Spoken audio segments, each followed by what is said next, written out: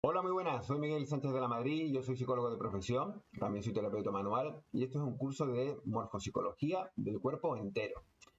Me voy a valer de unos PowerPoints para introduciros en esta temática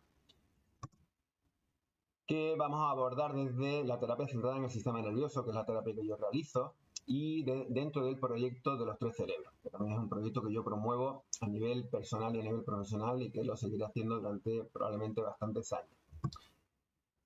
Cuando nos introducimos en el análisis morfopsicológico, es decir, en el análisis de la forma, para correlacionarla con los aspectos psíquicos, con la personalidad, es importante hacer una reflexión de para qué vamos a hacer esto y cómo lo vamos a hacer. En mi propuesta, lo que vamos a hacer es conectarlo, es montarlo desde cómo está diseñada la vida. La vida está diseñada a partir de la pulsación vital. La pulsación vital es la manifestación más esencial de la vida, porque lo que está vivo pulsa, se caracteriza por la pulsación, es decir, un movimiento alternante entre una expansión y una contracción. Y lo que muere, pues deja de pulsar. Entonces, es importante ubicarse desde ahí y entonces es desde ahí de donde vamos a montar todo el análisis morfopsicológico. Desde cómo la pulsación se abre paso en nuestro cuerpo, se ve impedida, cómo se bloquea, etcétera, ¿vale? La propuesta también es poder utilizar todo este conocimiento para autoconocernos, hacer un autoconocimiento, como dice el punto 3, y a partir de él pues poder sensibilizarnos y humanizarnos más, hacernos más sensibles, ¿vale? Nos vamos a fijar más en las caras, en la propia nuestra, en la de los demás, vamos a reparar en cosas en las que jamás nos habíamos fijado, con conciencia, con sensibilización, y eso nos va a de alguna manera a humanizar. Y nos va a ayudar también a detectar pues cuáles son los desequilibrios en los que de alguna manera hemos incurrido, con la intención de poder establecer unas líneas de trabajo que nos lleven de nuevo al equilibrio, poder trabajar en nuestras vidas en esa dirección hacia el equilibrio. Y para aquellos que sois terapeutas, pues este conocimiento también pretende dar una información para poder identificar cuáles son las zonas que están más bloqueadas dentro de nuestro cuerpo y así poderlas abordar, tanto desde la terapia manual, es decir, trabajando con nuestras propias manos, como a través de un trabajo psicoterapéutico, pues digamos de tipo más verbal. Es muy importante tener en cuenta, cuando abordamos un análisis morfopsicológico, si lo vamos a utilizar para juzgar a los demás y descalificarlos y condenarlos de alguna manera, o si lo vamos a usar para comprender a los demás, para desarrollar nuestra empatía y nuestra compasión. Desde luego que el propósito que yo pongo por delante es el propósito de que sea para la segunda de las funciones, ¿vale? Para que esto nos favorezca, digamos, la empatía. ¿eh? En cualquier caso, sepamos morfopsicología o no la sepamos, nosotros estamos continuamente sacando conclusiones y haciendo juicios sobre los rasgos físicos de las demás personas y extrayendo conclusiones sobre ellos. Este curso nos puede permitir, asimismo, también evaluar de una manera consciente si esos juicios que hacemos tienen sentido científico o no, porque la morfopsicología tiene una base científica, ¿vale? Entonces, nos va a permitirnos en ese sentido afinarnos más, ¿vale? Respecto a cómo percibimos a los demás. A tener en cuenta también va a ser la cuestión de no mecanizarnos en nuestra mirada, el que no simplemente memoricemos una serie de cuestiones, de criterios en nuestra cabeza que aplicamos de una manera muy repetitiva como papagayo, sin realmente comprender ni sentir lo que estamos haciendo. Entonces, esto vamos a tenerlo muy en cuenta durante el curso. Y también es importante tener en cuenta que quizás podamos descubrir cosas que nos puedan doler, ¿vale? Que nos puedan entristecer dentro de la morfopsicología de nuestro rostro o de nuestro cuerpo completo. ¿Por qué pienso yo que es importante el trabajito que vamos a hacer? Pues pienso que es importante porque en general no nos queremos ver. Nos miramos, pero no nos queremos ver. Tenemos una mirada muy sesgada sobre nosotros mismos, una mirada a veces desde lo estético o una mirada muy parcialista. Entonces realmente no llegamos a vernos, no llegamos a encontrarnos con la información completa que nos revelaría realmente de una manera, pues eso, más completa quiénes somos, ¿vale? De la misma manera también miramos a los demás de una manera sesgada, igual, con criterios estéticos o con criterios muy parcialistas. El curso está orientado a podernos ver de una manera más profunda, de una manera más completa, y como decía antes, de una manera más humana. De alguna manera es ver a la persona que hay ahí. Cuando miramos, si nos miramos a nosotros mismos con nosotros mismos, y cuando miramos a los demás, pues a los demás, ¿vale?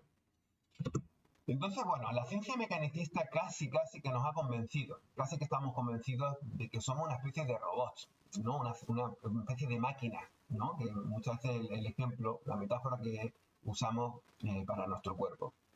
Y en realidad nada más lejos de la verdad. Somos seres pulsantes, que vivimos en una naturaleza que es pura pulsación continua y que en un universo que también es pulsación pura, ¿vale?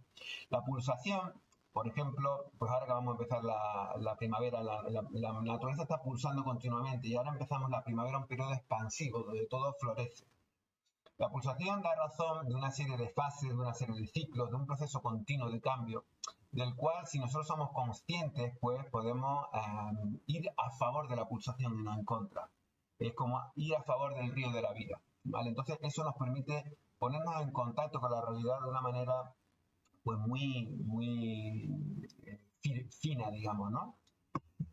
Lo que vamos a hacer en este curso de alguna manera es descifrar el lenguaje de lo vivo o el lenguaje de la vida, la significación de las formas biológicas, qué significa una expansión, qué pone de manifiesto, qué conlleva una expansión en mi cuerpo.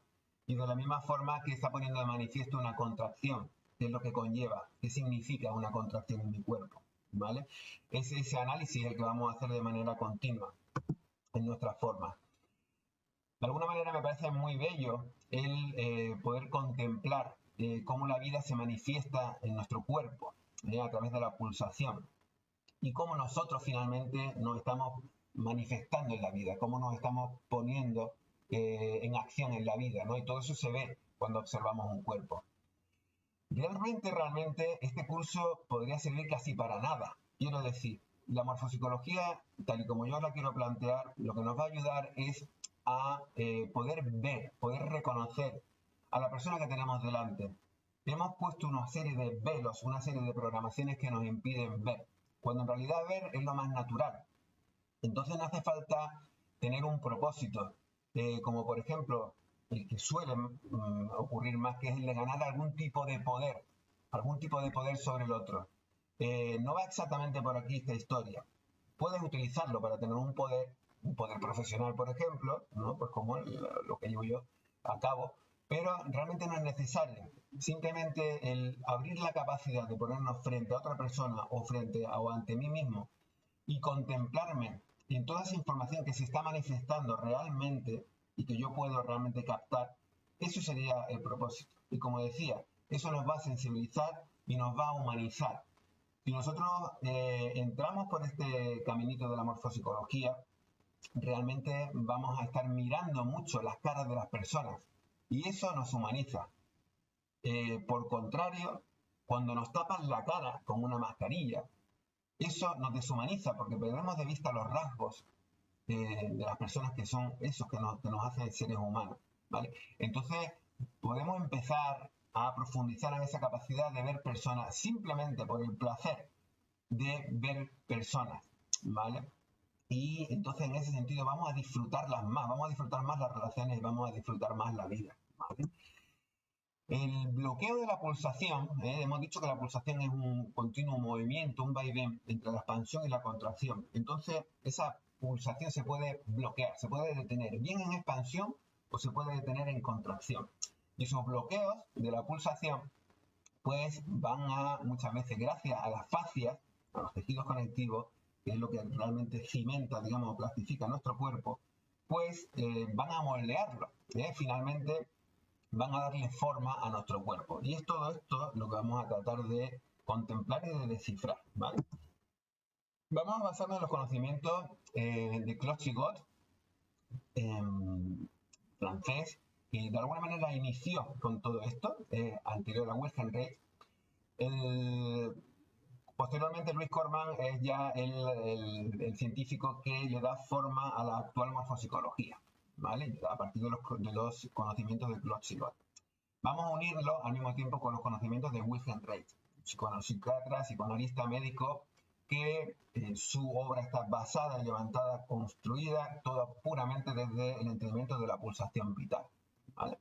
Entonces, A eso vamos a añadirle también, si lo veis ahí arriba, a Stephen Porges, que es el padre de la teoría polivagal, que desde hace 20 años nos hace un gran descubrimiento, que es que nuestro sistema nervioso autónomo no solamente tiene dos ramas, para los que la conocéis, la simpática y la parasimpática, sino que la parte parasimpática tiene realmente dos partes, ¿vale? Y esto va a ser muy importante en la lectura morfopsicológica, y de alguna manera no está contemplada ni por Klotz-Gott, ni por Corman, ni por Wilhelm Reich, ¿vale? Entonces lo vamos a incluir y vamos a hacer una especie de cóctel, vamos a agitar y vamos a ver qué es lo que pasa, qué es lo que ocurre con todos estos conocimientos, ¿vale? Es importante también mencionar a Julián Gabarre, que de alguna manera es responsable pues, del gran auge que está teniendo hoy día la morfopsicología del rostro. Él ha hecho muchas apariciones en televisión, etcétera, le ha dado mucho a conocer. Y, entre otras cosas, pues bueno, él recibió un premio cum laude por lo que se entiende hoy día la demostración científica de la morfopsicología del rostro, en cuanto que fue capaz de, sobre una muestra de unas 100 personas, según recuerdo, que habían sido ya diagnosticadas por una serie de test psicológicos, pues él, a partir solamente de la morfopsicología del rostro, fue capaz de hacer unos diagnósticos que coincidían plenamente con esos que ya habían sido hechos, ¿vale? De alguna manera, esto supuso la elevación de la morfopsicología del rostro a la categoría de ciencia, ¿vale? Tiene un libro muy didáctico, yo creo que es muy bueno, que se llama El rostro de la personalidad, que de alguna manera os propongo como texto, digamos, como libro que podríais adquirir para seguir profundizando después del curso y seguir sensibilizando, ¿no? Entonces, la metodología que vamos a utilizar es una metodología que va desde lo pequeño hasta lo grande, ¿vale? Vamos desde un análisis a cositas aisladas a ponerlas en conjunto. De alguna manera podría ser similar a nuestro aprendizaje de la escritura o de la lectura a través del aprendizaje primero de las letras, luego de las sílabas, luego las ponemos en conjunto en palabras que luego las unimos a frases y a párrafos, etc. ¿Vale? Ese es el método que vamos a seguir. Vamos a mirar primero las partes muy por separada y luego las vamos a ir poniendo en contextos cada vez mayores. Esto va a requerir paciencia, ¿vale? Se me venía la metáfora de esta película de Karate Kid, de dar cera, pulir cera, ¿no? Donde el chaval se pasa un montón de horas de día haciendo algo segmentado, parcial, aislado, que el chaval no comprende, ya llega un momento que está harto, hasta que el maestro le demuestra, digamos, que lo que está haciendo cuando se pone en conjunto, pues efectivamente es útil y le sirve para defenderse, ¿vale? Aquí va a ser lo mismo, vamos a estar dando cera y puliendo cera, probablemente por lo menos en las primeras sesiones, y será importante la paciencia, ¿vale? Hasta que ya poquito a poco vayamos interiorizando información y seamos capaces, poquito a poco, de hacer palabras y poquito a poco siendo capaces de hacer frases y así es, ¿no? Entonces, bueno, vamos a desplegar lo que son las bases del análisis morfopsicológico. Estas bases, perdóname, entiendo que van a ser muy importantes de comprender. ¿Bien? Le vamos a dedicar un tiempito porque le van a dar profundidad y le van a dar lógica al análisis morfológico que vamos a hacer, para que no parezca que son cosas arbitrarias, incluso a veces un poco fantasiosas, no especulativas. Todo esto tiene una base científica y una base muy concreta, que como vengo diciendo es la pulsación y sus bloqueos, ¿vale? Entonces voy a desplegaros estas bases que surgen, pues, desde la explicación de lo que es el doble movimiento de la vida por Luis Corman. Luis Corman partía de la observación de que todo ser vivo en un ambiente favorable tiende a la expansión, decía él, mientras que en un ambiente desfavorable, como el caracolito de abajo, pues tiende a la contracción. Ambiente desfavorable, entendemos que siempre el dolor va a estar o presente o amenazando, ¿vale? Cuando el ambiente es favorable, tendemos a la expansión y es nuestro instinto de vida, es decir, nuestro instinto de explorar, de satisfacer las necesidades esenciales que tenemos, de crecer, de crear, es un movimiento hacia afuera, ¿vale? Y por contrario y complementario, cuando estamos en un ambiente desfavorable, es nuestro instinto de contracción o nuestro instinto de conservación, vamos a usar estas palabras de manera indistinta, pues ese instinto nos lleva a protegernos, nos lleva a reducir ese contacto con el exterior, nos lleva a generar una reserva y es un movimiento de alguna manera hacia adentro, ¿vale? Sabéis que el sistema parasimpático es el que rige, que actúa en el organismo cuando se está produciendo ese movimiento expansivo, y que va a ser el sistema nervioso simpático el que rige cuando se está llevando a cabo este movimiento de contracción, es decir, el que lo lleva a cabo, ¿vale? Mientras que nosotros estamos expandiéndonos, sentimos una sensación de placer. Expandirse se experimenta placenteramente y contraerse se experimenta en forma de peligro o de angustia, ¿vale? Y si la contracción pues ya se va, digamos, instaurando, pues se puede percibir también como dolor. Cuando hablamos de entorno hay que precisar que estamos incluyendo todos los aspectos que pueda tener ese entorno.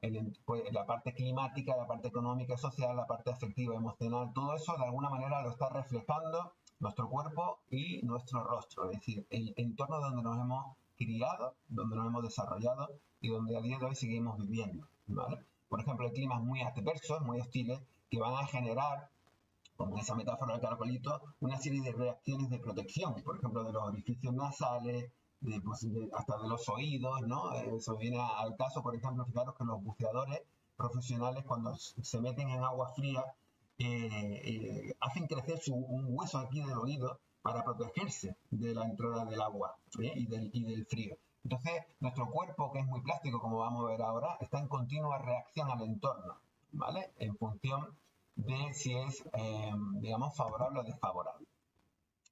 Este mapita podría ser, digamos, el mapa básico de instrucciones de nuestro sistema nervioso, ¿vale?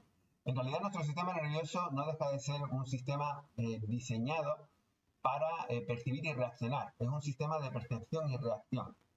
Y este sistema, de alguna manera, está especializado en la identificación de amenazas y de oportunidades. Es decir, oportunidades seguras, ciertas de satisfacer necesidades. Esa es la información más relevante, más significativa, y es en la que nuestro sistema nervioso se ha especializado, pues, para mantenernos en vida y para poder desarrollar, ¿vale?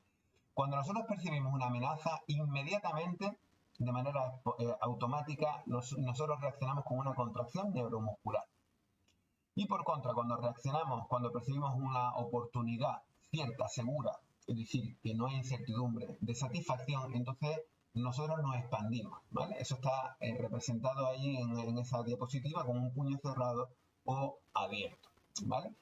Entonces, la percepción determina la reacción. No es posible que nosotros percibamos una amenaza y que reaccionemos de una manera expansiva. Es absolutamente imposible. Obvio que luego nosotros podemos, a través de un proceso intelectual, reajustarnos y volver a reaccionar. Pero la reacción inmediata que viene dada sería una reacción en la que está determinada por la percepción que uno ha tenido, ¿vale? A lo largo de la vida nosotros vamos grabando todas las experiencias que nos han resultado peligrosas, y esto tiene un sentido, tiene una utilidad biológica para ser más rápido en la próxima reacción, y ya sabérnosla, digamos. Entonces vamos grabando un sentido del peligro y de la misma manera vamos grabando también un sentido del placer en base a todas aquellas experiencias que nos han resultado placenteras. De esa manera tenemos ese sentido del peligro y del placer que van a ubicarnos en la realidad. Eso es lo que nos pone en contacto con la realidad, ¿vale? Entonces, volviendo a Luis Corman parte... es Klotzigot el que parte de la ley de la retracción y de la dilatación. Veréis que cuando vayáis, por ejemplo, a ver vídeos de morfopsicología del rostro, que yo he tenido que cambiar un poquito el vocabulario para que sea válido para incluir tanto la visión de Reich como la de Corman, como la de la teoría polivagal de Stephen Porges, ¿vale? Entonces, yo le llamo la ley de la contracción-expansión, ¿vale? Corman la enunció como la ley, Klotzigot, de nuevo, elaboró, la enunció como la ley de la retracción-dilatación, ¿vale? Y Corman para mí hizo una cosa que es muy importante, que es determinar que el verdadero instinto de vida no es el instinto de conservación, como muchos teóricos a lo largo de la historia, incluso por ejemplo en la nueva medicina de Hammer, entiendo que también está elaborada desde ahí, porque Hammer nos pone de manifiesto que nuestro cerebro es un archivo de programas de supervivencia, es decir, de programas que de alguna manera nos hacen reaccionar ante la adversidad para defendernos. Pero a mí me falta siempre la parte positiva, digamos, la del instinto de vida. ¿Dónde está ubicado nuestro impulso de vivir, nuestro impulso de expansión? Entonces, Luis Corman para mí pone esta piedra importante que nos va a permitir construir encima hacia arriba. Si consideramos estos dos instintos que tenemos, estos dos instintos básicos, y reducirlos a dos también, es todo un hito, porque en toda esta literatura sobre los instintos vamos a ver que ahí pues, está la freudiana que habla de instinto de vida, de muerte, y hay quien habla de 1200 instintos. Entonces aquí nos vamos a quedar solamente con dos, el de expansión y el de contracción. Y entonces, fijaros, Julián Gabarre nos define el instinto de expansión diciendo lo siguiente. Por el instinto de expansión, el ser vivo se alimenta de todo lo que el medio exterior le aporta. Se desarrolla, crece en altura y en peso, y cada día amplía su espacio vital e irradia su fuerza alrededor de él. Y respecto al instinto de conservación, dice, el instinto de conservación se objetiva por la retracción, proceso por el cual el ser vivo, también los animales y plantas, en una situación o medio inhóspito se retrae, rompe el contacto con el exterior, ya que se siente amenazado, se recoge sobre sí mismo y concentra su fuerza en el interior con el fin de reservarla a las funciones vitales, lo que le permite resistir. ¿Vale? Es importante para mí también introducir en este momento una cuña sobre el placer, ¿vale? Una reflexión sobre el tema del placer. Dice Diógenes Laercio, dicen que todo ser viviente experimenta dos afectos, el placer y el dolor. El primero conforme a la naturaleza, el último les extraña. Con su ayuda podemos distinguir entre las cosas que hay que elegir y las que hay que evitar. Me quedo con esta última frase. Perdón.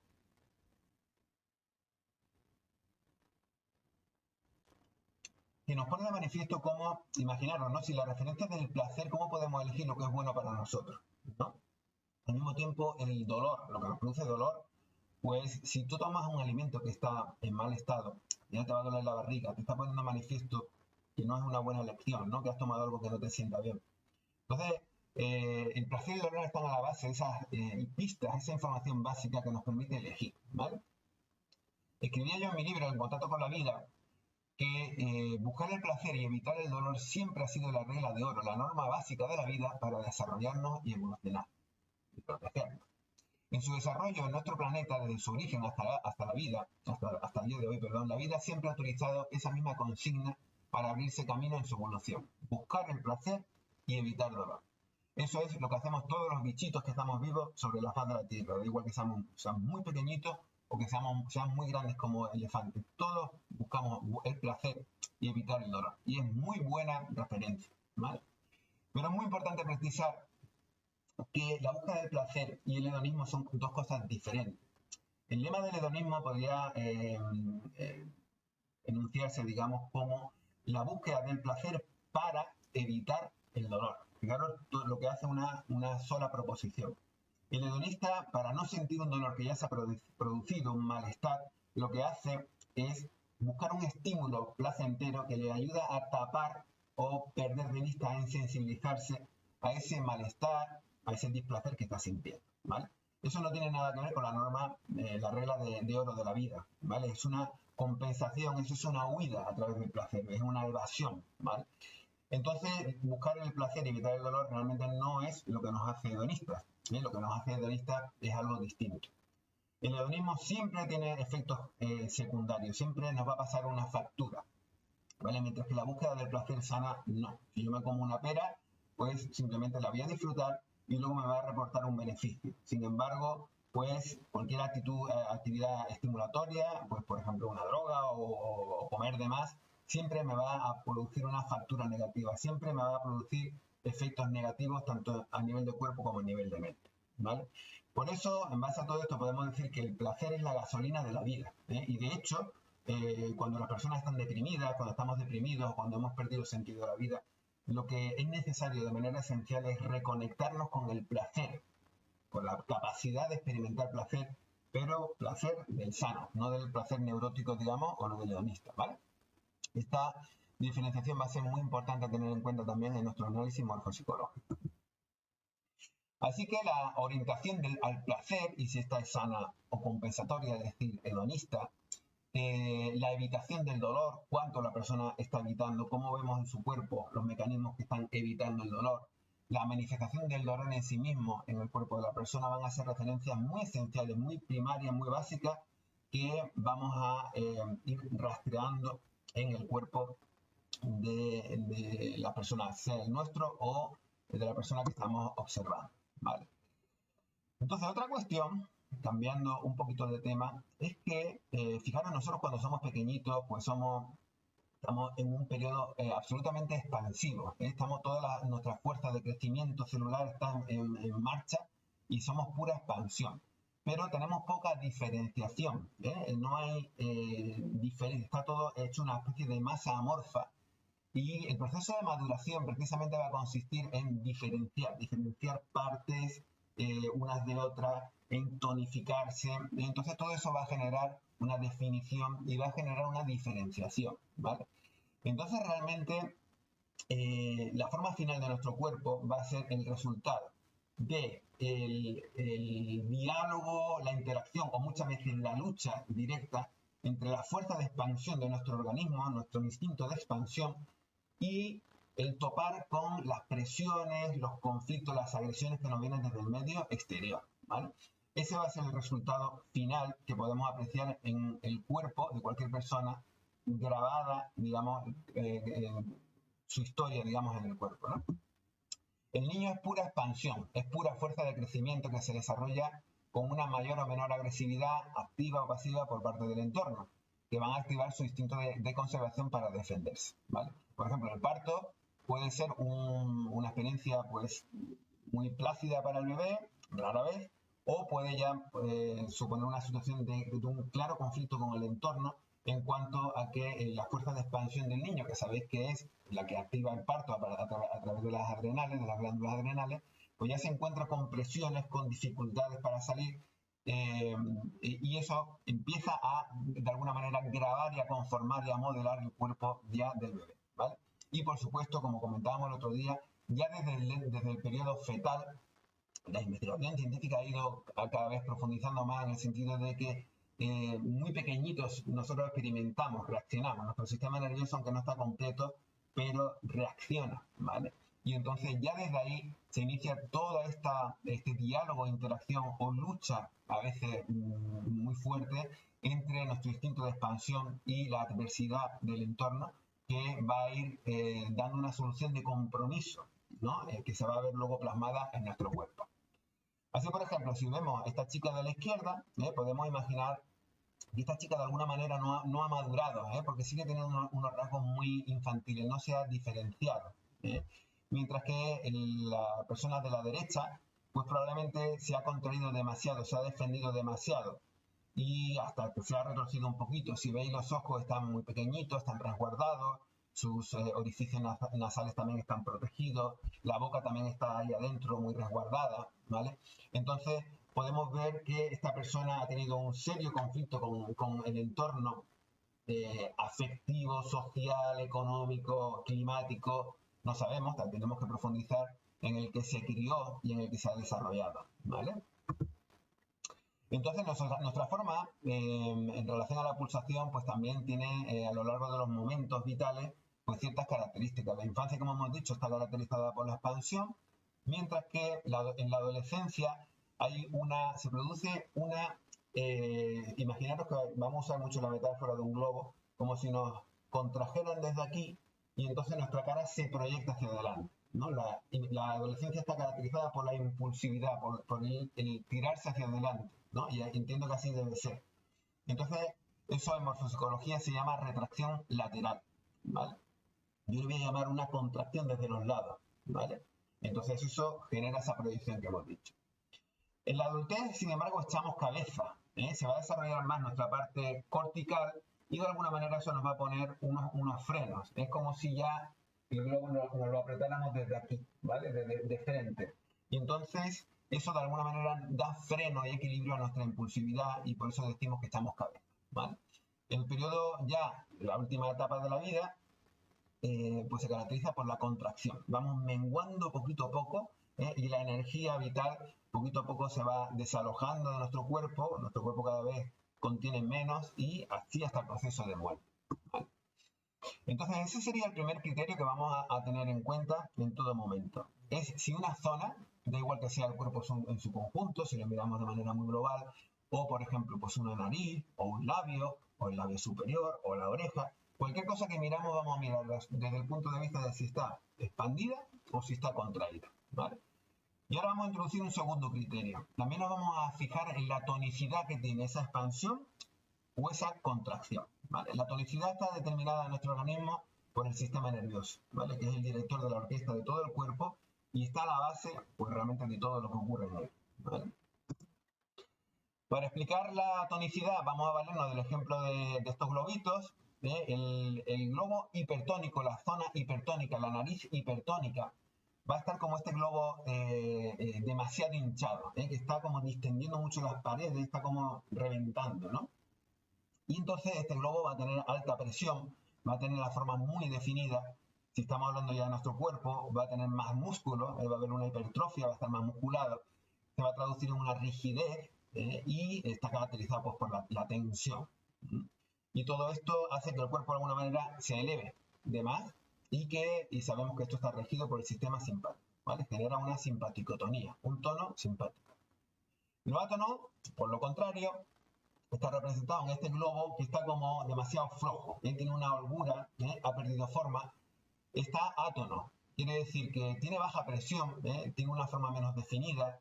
En el caso de ya pensando en nuestro cuerpo, pues está caracterizado por tener más líquidos, por tener más grasas corporales, está más laxo y lo átono cae para abajo, ¿vale? Está regido por el sistema parasimpático. Y en el centro tenemos lo tónico. Lo tónico se caracteriza por estar firme, por tener, no está ni muy hinchado ni poco hinchado, tiene un buen tono, una buena presión. Si se trata de músculos, pues se trataría de un músculo flexible que puede expandirse, puede contraerse. Y la forma global es una que eso hiergue, digamos, ¿no? Sin levantar de más, pero simplemente endereza, ¿no? Y, digamos, representaría el tono en equilibrio. Lo átono siempre se va a caracterizar por ser receptivo y pasivo. Siempre que vemos una boca átona, pues vamos a poder figurarnos que se trata de una boca que está pasiva, ¿eh? Mientras que lo tónico es activo en la búsqueda del placer, ¿vale? Lo tónico es expansivo y entonces estará buscando el contacto, buscando el placer, buscando la vida, está vital. Lo átono, sin embargo, está de manera receptiva esperando, y depende ya, la intensidad puede estar hasta pasivo, puede estar un poco flojo, un poco desenergizado, desvitalizado. Mientras que lo hipertónico estaríamos hablando de algo que está demasiado activo, y como decíamos antes ya llega a la rigidez. Será como hipermasculino de alguna manera. El tono muscular es como, el tono es se define también, dice, como la tensión residual, digamos, que tenemos, ¿no? Cuando nuestro cuerpo está en reposo, la tensión que se mantiene. Y va a ser importante también quizá para comprender a fondo lo que vamos a ir desplegando, quizá más para los que sois terapeutas, quizá, entender que las contracciones pueden ser de tres tipos. En el ejemplo A, vemos que se llama contracción isométrica, porque nosotros no hay movimiento, nos mantenemos fijos, hacemos una contracción y el músculo realmente no cambia de longitud, se mantiene tal y como está. Sin embargo, como en el caso B, cuando yo acerco mi brazo, sí, se está acortando el músculo, ¿vale? Eso es una contracción concéntrica, se acorta. Mientras que en la tercera, en la C, cuando yo extiendo mi brazo con una pesa, se está dando una contracción excéntrica, porque está habiendo un alargamiento del músculo. Se está alargando y eso pudiera parecer que es una expansión, pero no, es una contracción en estiramiento, ¿vale? Y eso va a ser importante tenerlo en cuenta porque en el tono hipertónico, digamos, se caracteriza por esa contracción excéntrica, ¿vale? Todo esto no os preocupéis porque lo vamos a ir llevando para adelante en cada cosita que vamos analizando, es decir, durante todo el curso, ¿eh? No os preocupéis porque sea quizá complejo o un poquito abstracto, porque enseguida que lo vamos a concretizar y lo vamos a estar concretizando todo el rato, ¿vale? Entonces, yo mi visión, como decía, que está una terapia centrada en el sistema nervioso, parte de la comprensión de todo nuestro organismo, de la salud, de la enfermedad y de la vida a partir de la pulsación vital, ¿vale? Hay que entender que no hace falta tener un sistema nervioso para que pulse nuestro organismo, ¿no? Porque hay organismos muy sencillos como las amebas que pulsan y no tienen sistema nervioso. Sin embargo, hay organismos muy complejos, pluricelulares, pues que son grandes, como nosotros, que necesitamos de un sistema extra de pulsación, un sistema que genera una pulsación intensa, rápida, fuerte, etc., ¿no? Y ese es nuestro sistema nervioso. Y nuestro sistema nervioso tiene dos partes. La simpática, que sería un sistema de aceleración de la pulsación. Con esta metáfora que he puesto, sería como si le diéramos al inflador muy rápido para que genere mucha energía y genere mucha presión, ¿vale? Y de manera complementaria y opuesta tenemos el sistema parasimpático, que lo que va a hacer es desacelerar esa velocidad que el simpático ha puesto en marcha. De alguna manera, el simpático es el acelerador fisiológico y metabólico y el parasimpático es el desacelerador, el ralentizador, ¿vale? Entonces, el estado tónico realmente es un estado de equilibrio entre el parasimpático y el simpático. Es cuando mi músculo, mi cuerpo pasa de uno a otro y no se queda fijado en uno del otro. Eso nos mantiene en un tono equilibrado, que es el estado tónico, ¿vale? Entonces, si introducimos este aspecto de la tonicidad y se lo sumamos a la diferenciación entre cuando una zona está expandida o cuando está contraída, vamos a tener ya dos criterios, dos parámetros que vamos a utilizar. Así vamos a ver si la expansión que estamos viendo es átona, si es tónica o si es hipertónica. Vamos a ver si la contracción que estamos contemplando es átona, puede ser átona, una contracción que luego se afloja y se queda un poquito como, digamos, fofa. Entonces se pueden apreciar ambas cosas, que ha estado contraído, está empequeñecido de alguna manera, y también la parte, digamos, de la atonía, ¿no? Y la contracción también puede ser hipertónica, ¿vale? Entonces ya tenemos esos dos criterios, el de la expansión y la contracción y el de la tonicidad. ¿Qué es lo que ocurre? Estos son los criterios de la morfopsicología unidos con la teoría polivagal de Stephen Porges. ¿Qué es lo que ocurre? Que Luis Corman o Claude Sigord no tuvieron en cuenta en este despliegue que antes hacíamos en esta diapositiva, el que las amenazas no solamente pueden estar afuera, sino que lo que nos ocurre es que también nosotros sentimos de manera habitual las amenazas en nuestros propios impulsos internos. Entonces surge la necesidad de protegerse de los propios impulsos internos reprimiendo, ¿vale? Lo que quiere decir que nosotros podemos usar nuestro cuerpo como un mecanismo de represión, expresión hacia afuera, represión. Yo meto en una presa algo para que no salga hacia afuera. Y nosotros podemos usar, ¿vale?, de nuestro cuerpo para generar esa represa, ¿vale? Y podemos hacerlo a través de dos mecanismos: el endurecimiento hipertónico o la atonía, los dos mecanismos que hemos visto antes. Es decir, la atonía es una desenergetización y de alguna manera una paralización, y la hipertonía lo que va a poner de manifiesto es que yo estoy haciendo una fuerza extra para que no salga algo, en caso de distinto saldría hacia afuera, ¿vale? Entonces, la hipertonía y la atonía son los dos mecanismos principales de defensa que tenemos, ¿vale? Y los usamos para reprimir, para que no salga lo que sería adverso que saliese, y para no sentir, ¿vale? Y eso nos genera coraza, que es la visión de Wilhelm Reich, y como buen psicoanalista, pues el tema de la represión sí que lo tenía muy presente, ¿vale? Entonces, gran parte de nuestro cuerpo, de la morfopsicología de nuestro cuerpo, va a manifestar represión, ¿vale? Y esto desde pequeñitos, por eso nos va conformando nuestro cuerpo. Imaginaros que hay familias donde, por ejemplo, la rabia pues no está bien vista, ¿vale? Son personas muy civilizadas, pues muy tranquilitas y tal, donde viven la rabia mal, y entonces el niño aprende a tragarse la rabia y a reprimir los enfados. Hay familias donde, por ejemplo, la tristeza está prohibida porque siempre hay que estar muy contento, ¿no? Hay que ser muy optimista y muy positivo. Igual que puede haber familias donde están de alguna manera de duelo, porque están muy tristes, y donde la alegría está prohibida de alguna manera expresarla, ¿no? De manera implícita, claro. Y entonces todo eso va conformando, va requiriendo que el niño vaya haciendo un mecanismo de represión, y todo eso se va a ver plasmado en su cuerpo, ¿vale? Entonces, si le sumamos al primer criterio de contracción y expansión, el segundo de la hipertonía, tónico o átono, y le sumamos este último criterio que hemos incluido, el de la expresión o la represión, ya tenemos los tres principales criterios o parámetros en base a los cuales vamos a mirar el cuerpo de las personas. Primero vamos a mirarlo de manera racional, ¿eh? Luego ya poquito a poco se nos va a hacer algo muy natural y entonces sí que vamos a poder entrar en esa disposición de simplemente ver lo que tengo delante, ¿vale? Cosa que podría haber pasado si no estuviéramos metidos dentro de una tremenda programación deshumanizante. ¿Me explico? Bueno, entonces estos serían los tres criterios. Con todo ello, lo que se pone de manifiesto es que Lamarck sí tenía razón. Si os acordáis, Lamarck era coetáneo de Darwin y Darwin decía que los cambios evolutivos, los cambios en lo vivo, digamos, se dan a raíz de cambios aleatorios. O sea, se producen cambios al azar absolutamente y luego son seleccionados naturalmente porque son útiles para algo, ¿vale?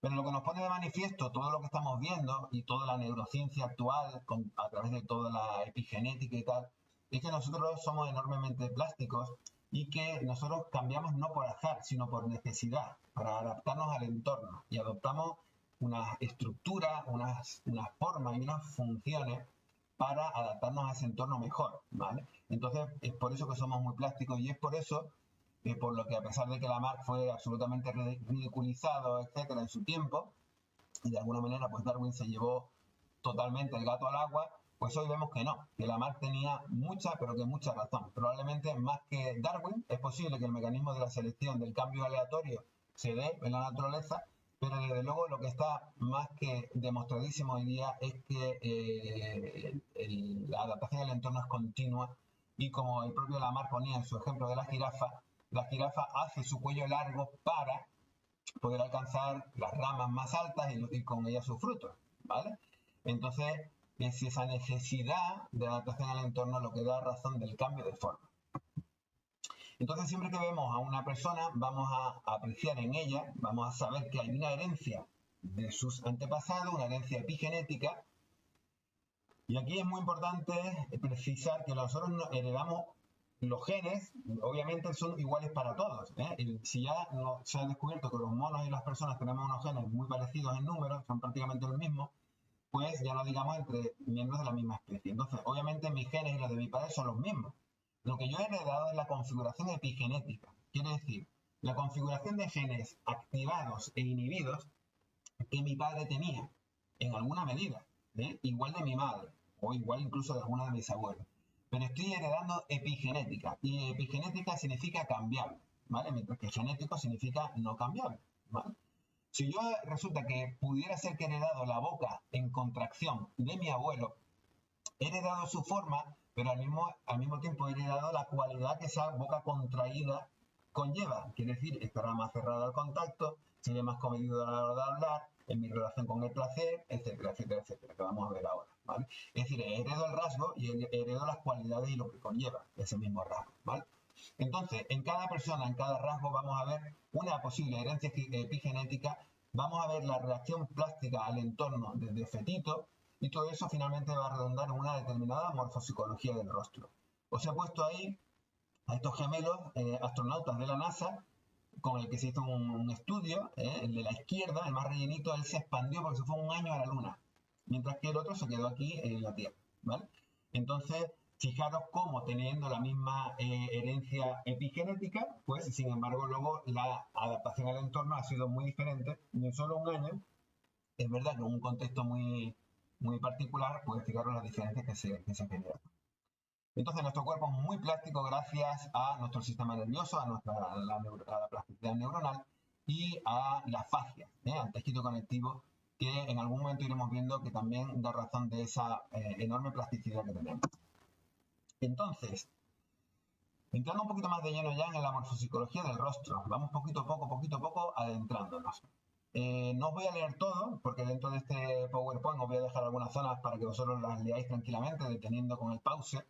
Pero sí que quiero, por ejemplo, mencionar esto que dice la neurocientífica Inger Jae, que decía, el subyacente cerebro y el recurrente rostro están complicadamente entrelazados, ¿vale?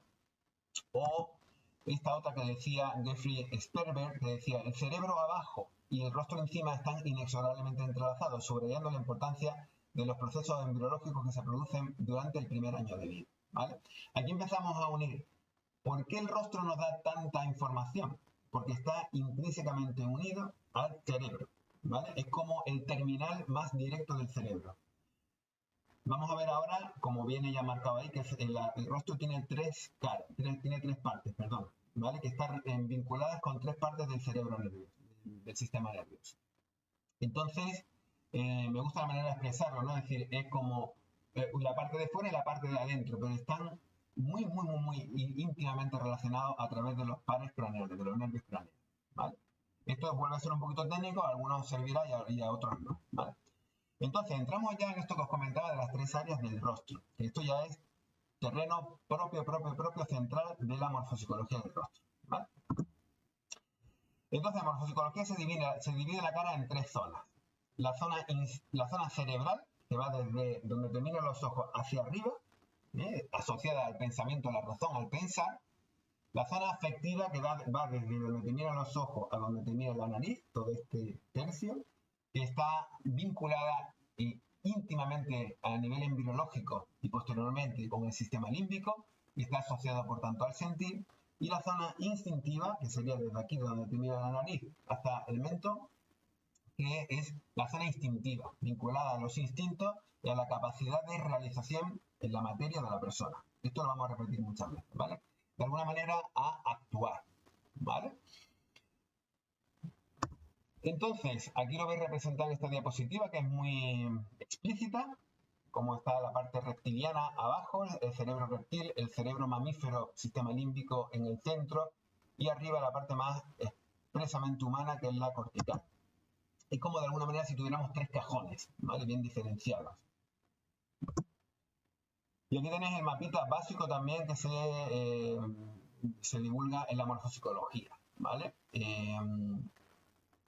Como decía, imaginaros que a nivel embriológico, desde un mismo pedazo de carne, perdonadme la vulgaridad, digamos, se van a despegar y una parte va a ir a la cara, al rostro, y otra se va a quedar adentro en el cráneo, ¿vale? En la parte afectiva, el sistema límbico se conformará adentro y afuera, simultáneo y paralelamente, y en comunicación recíproca, está toda la parte, el tercio medio de la cara, ¿vale? Esta diapositiva también nos añade una información importante, que es que la zona media necesariamente se corresponde con nuestro cerebro cardíaco, con toda la zona del pecho y en concreto del corazón. Deberían manifestar lo mismo y si no lo hacen, vamos a ver qué tipo de complejidad se establece ahí. De la misma manera, la parte instintiva, tiene correlación con mi abdomen, pelvis y pierna, ¿vale? De alguna manera debería haber una correlación que se reforzara, es decir, que fueran en la misma línea, y si no ocurre así, pues vamos también a incluirlo en nuestro análisis para ver qué complejidad puede haber ahí, ¿vale? Entonces estas son las tres zonas. Formará parte importante de este curso el que cada uno de vosotros podáis identificaros respecto a esta cuestión que para mí es esencial en la personalidad. ¿Estáis orientados hacia el placer o estáis orientados hacia el peligro? Las personas que están orientadas hacia el placer han generado un sentido del placer demasiado grande, lo han expandido. Y de alguna manera eso se ha comido, ha eclipsado al sentido del peligro, restándole importancia y eficacia, ¿vale? Por contra, las personas orientadas al peligro les ha ocurrido lo contrario. El sentido del peligro se ha expandido, se han hecho especialistas en ver amenazas y peligros, y eso le ha restado espacio y función e importancia a su sentido del peligro. Los primeros serán expansivos, y si estás orientado hacia el placer tendrás una tendencia hedonista necesariamente, ¿vale? Y los segundos se han contraído porque la percepción de peligro genera contracción, como hemos estado viendo. Entonces en su cuerpo generalmente lo que observaremos será contracción, ¿vale? Entonces vamos, sin embargo, a observar también que hay personas que su predominio es del instinto social, del instinto de relación, ¿vale? Y vamos a ver entonces que ese instinto es más grande que el sentido del placer y el sentido del peligro. Pero no obstante, vamos a poder ver que uno de los dos, el del placer y el del peligro, son mayores que el otro.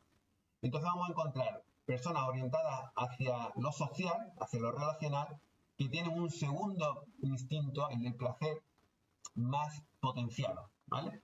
Entonces están orientados hacia las relaciones y hacia el placer.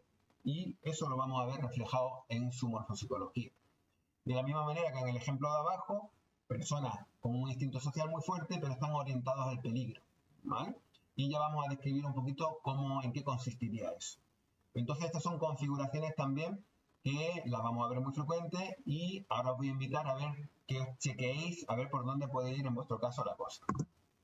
Una personalidad equilibrada estaría compuesta por un sentido del placer, un sentido del peligro y un sentido social también, un sentido de las relaciones, de los vínculos, ¿vale? Un sentido de la pertenencia. Y todo eso establece finalmente una personalidad equilibrada. Y un sentido de la realidad también apropiado, es decir, eficaz. Yo me puedo relacionar bien con la realidad si soy capaz de identificar los peligros que hay reales y las amenazas y las oportunidades que hay también reales, ¿vale? Y si incluyo todo el tema relacional dentro de esas posibilidades de desarrollo y de protección, ¿vale? Las relaciones están también al servicio de la seguridad, ¿eh? Por eso nos hemos unido en tribus, ¿vale? Entonces, esto sería una personalidad sana. La continuación natural, digamos, de este curso sería hacia el eneagrama de la personalidad, ¿vale? Que en algún momento os ofreceré por si alguno de vosotros está interesado. El eneagrama son 9 tipos de personalidad, ¿vale? Y el eneagrama ya establece una diferenciación entre 3 grupos. El grupo de arriba, digamos, de este triángulo, sería el grupo de los que son físicos, serían el eneatipo 8, 9 y 1. Son eneatipos más físicos, más instintivos, más sensoriomotores, es decir, más centrados en sentir sensaciones físicas y en el movimiento, ¿vale? Y su estímulo preferente, aquellos son los que están más centrados, son las sensaciones, el movimiento, etc. La estimulación sensorial, ¿vale? En la esquina de abajo a la izquierda, en el enagrama tenemos los enatipos 7, 6 y 5. Son las personalidades intelectuales o mentales, ¿vale? Y entonces en ellos va a haber una preferencia clara por los estímulos mentales. ¿Cuáles son los estímulos mentales? Las palabras, los conceptos, las ideas y también, por otra parte, las fantasías y las imaginaciones, ¿vale? Entonces, las personas que son intelectuales van a necesitar una estimulación más continua de su aparato intelectual, de su aparato psíquico-mental, ¿vale? Y en la parte de la derecha tenemos los que son relacionales en el enagrama, que serían el 2, 3 y el 4. Están más orientados a las relaciones, están más orientados hacia lo afectivo y están más orientados hacia lo social.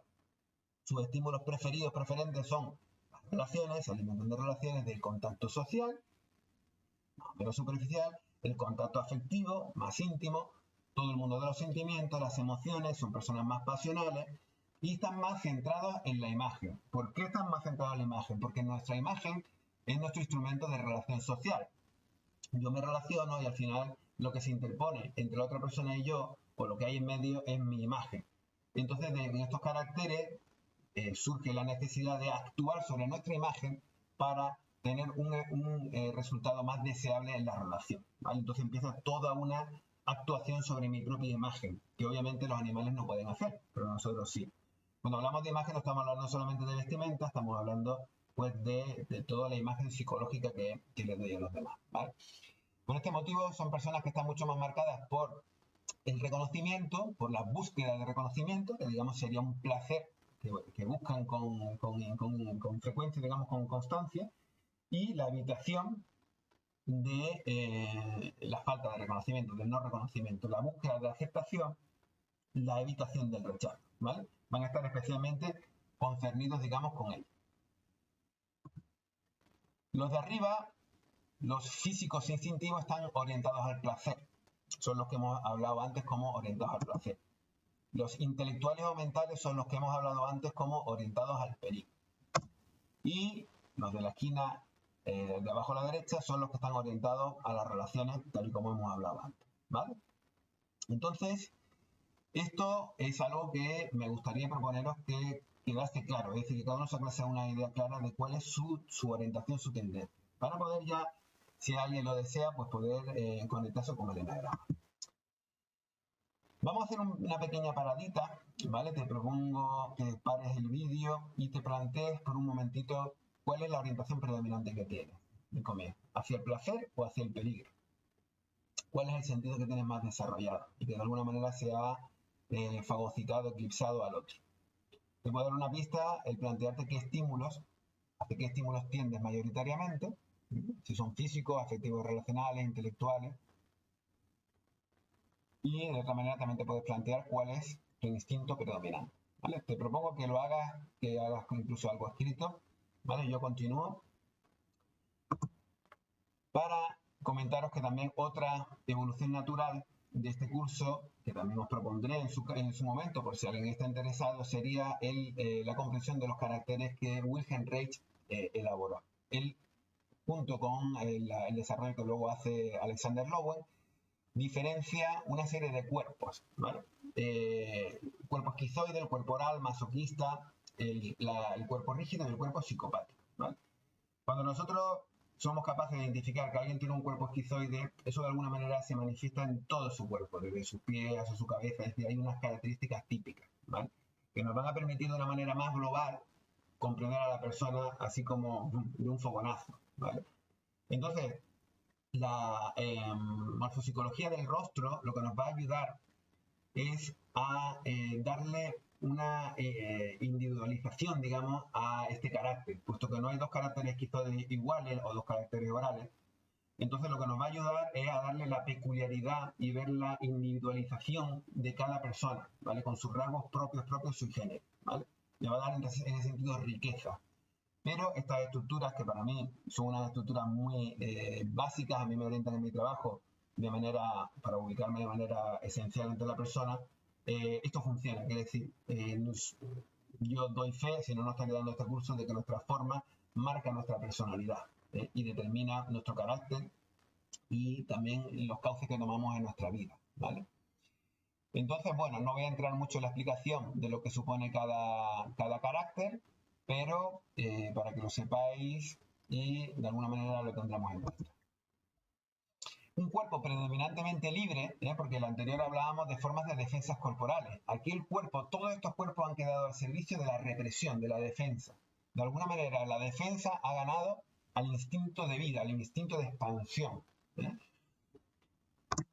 Un cuerpo predominantemente libre es un cuerpo que ha conseguido, o bien que no generó bloqueos significativos, y la energía, la pulsación vital se mueve por todo su cuerpo haciendo circular todos los fluidos, y desde ahí nosotros somos sensibles y estamos muy vivos, o personas que, pues, a través de terapias o a través de su propio esfuerzo personal han conseguido liberarse de esos bloqueos y conseguir una suficiente circulación energética en su interior, ¿vale? Esto es lo que Reich llamó carácter genital, que habla de alguna manera de un carácter maduro, donde la pelvis tiene una buena pulsación. La pelvis y todo lo que hay por arriba, es decir, el cuello no está rígido, el pecho no está rígido, el diafragma no está rígido, el abdomen no está rígido, y la pelvis y la pierna no están rígidas. Eso es una persona flexible, tónica, abierta a la vida, al contacto, que está viviendo. No sobreviviendo, como veíamos en los ejemplos anteriores, sino viviendo, ¿vale?